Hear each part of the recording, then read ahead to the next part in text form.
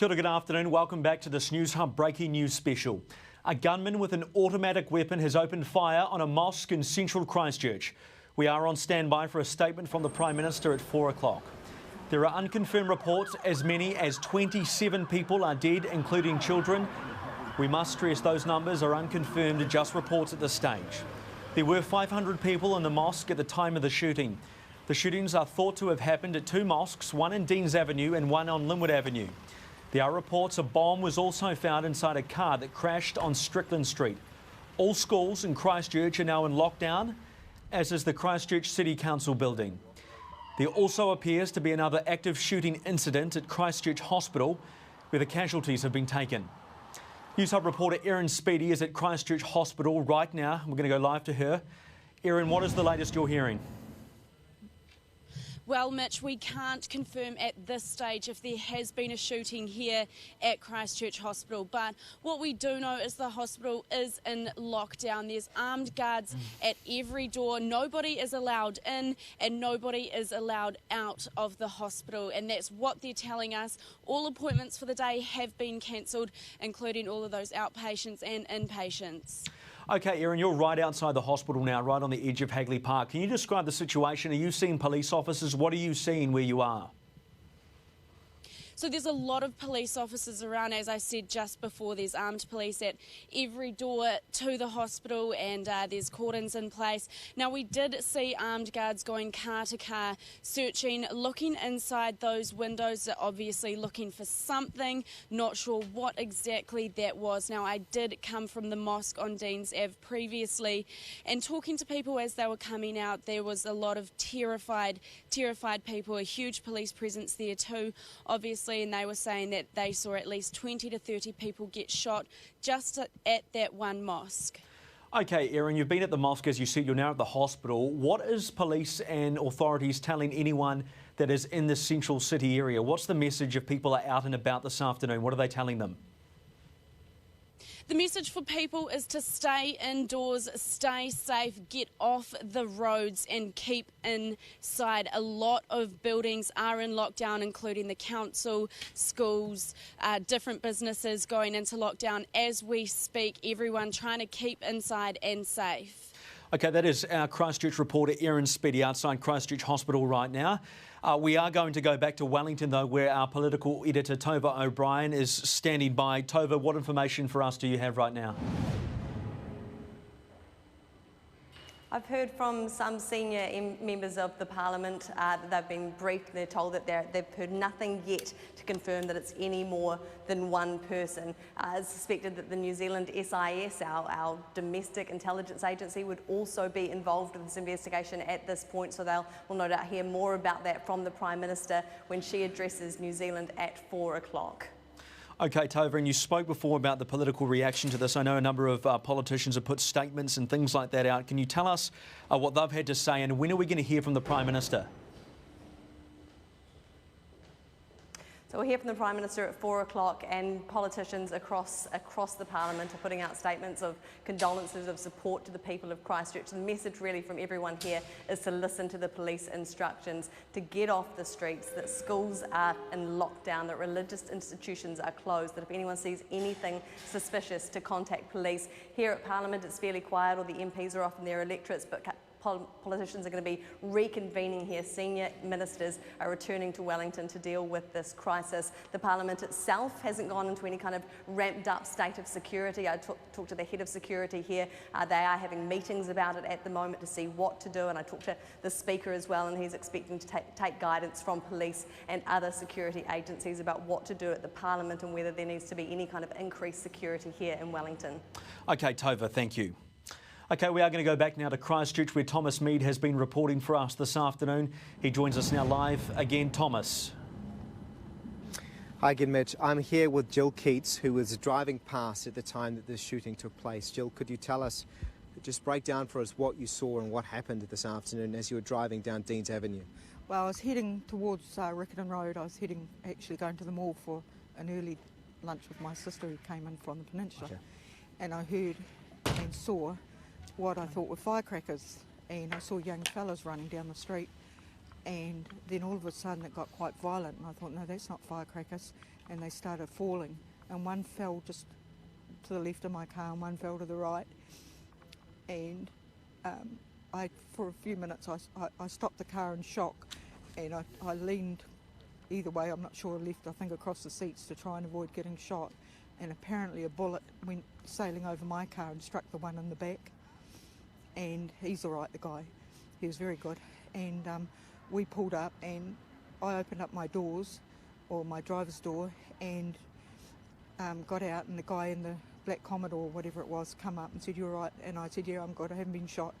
And the poor bugger lying on the verge had been shot in the back. And we opened my passenger's door and my driver's door, and we pulled him round behind and then opened up the back as well, give us some protection.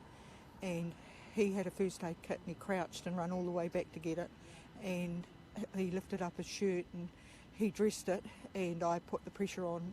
And then a nice Muslim guy come and give me some help as well, because you have to put quite a bit of pressure on, and poor old hands were shaking that hard. I was scared I'd, wouldn't be able to do a good job.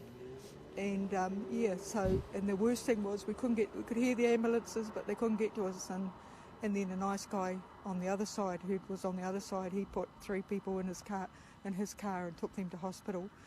And the guy on the street, he was trying to ring his wife, the one I had, and the other guy I could see he was in bad shape, but I couldn't get to him because that was where directly the gunfire was coming from. And the guy I was compressing, he was trying to ring his wife, and I managed to get it, and I answered the phone, and I said to her, "Your husband's been shot outside the mosque," I said, "and don't come here to Deans Ave, you won't get through, but please go to the hospital, wait for him." And then I kept talking to him and telling him that she was at the hospital waiting, and he wasn't to give up. And we just kept pressure on and did the best we could for him until we got him some help.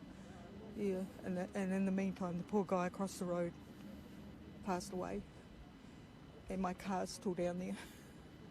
Oh, Jill, that's so terrible. I never thought I'm 66, never thought in my life I'd love to see something like this, not in New Zealand. So horrible. And can we really commend you for what you did? You're really a hero for taking care of that boy. No, you just do what you do at the time. I wish I could have done more. Thank you, Jill. Can I give you a hug? Yes, sure. Thanks, Jill. Thanks very much. You're welcome.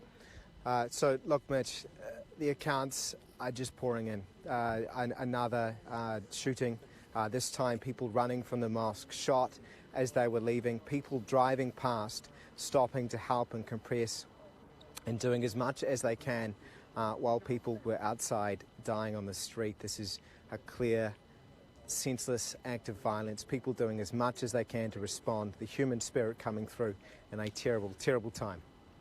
That is one incredibly brave woman speaking to you there, Thomas. If you're still with us, I just want to ask you what the scene is like where you are right now. It seems as if a number of police officers have left that area.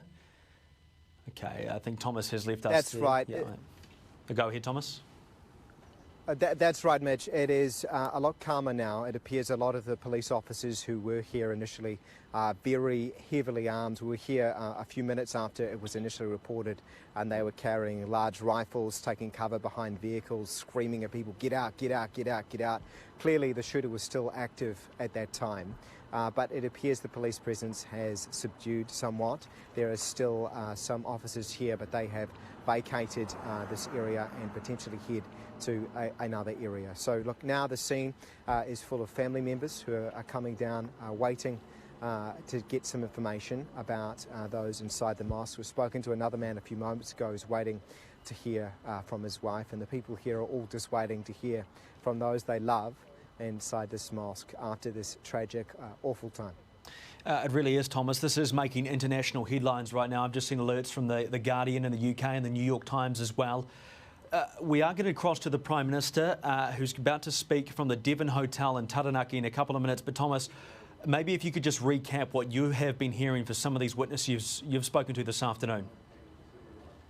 So we've spoken to 2 witnesses who were inside the mosque at the time of the shooting, who saw extreme acts of violence. A man walking into the mosque with a gun and firing endlessly for a long period of time, at least 5 minutes. Another witness said as long as 20 minutes, shooting people at will, at random, going into rooms, individually shooting people off. At least one room, we understand, was the women's room. This shooting was taking place at the time of afternoon prayer, so people gathering together in solidarity to pray as part of the Muslim faith. And the shooter has come through, from the witness accounts that we have, and fired at random. People have then fled and run out. The shooter has then, according to a witness we've just spoken to Jill, started shooting at people as they were fleeing and running, forcing her to take action to try and save them. It is a clear act of hate.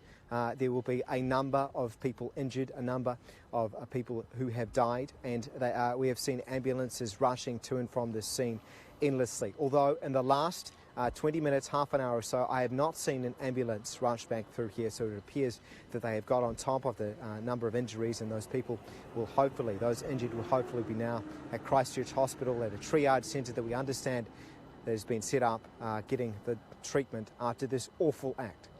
Okay, Thomas, forgive me if I have to interrupt you in a minute because we're about to cross to the Prime Minister in Taranaki, but there will be a number of people around the country wondering how those family members are doing who you talked about being at the cordon before. So are they still there? Are they being looked after? What's happening in that situation? They are getting some information, some limited information from the police officers here, but look, they will have to be interviewed about what has taken place. In fact, some people have told us that the police are asking them not to speak to media because they will want to get some accounts, but we are making sure to communicate exactly what is going on for the people around New Zealand who will have family members here that attend the mosque and in Christchurch. But look, they are getting as much information as they can, but there is still a huge information gap. People are still sitting around here on phones, talking to each other and taking solidarity as much in each other as much as they can.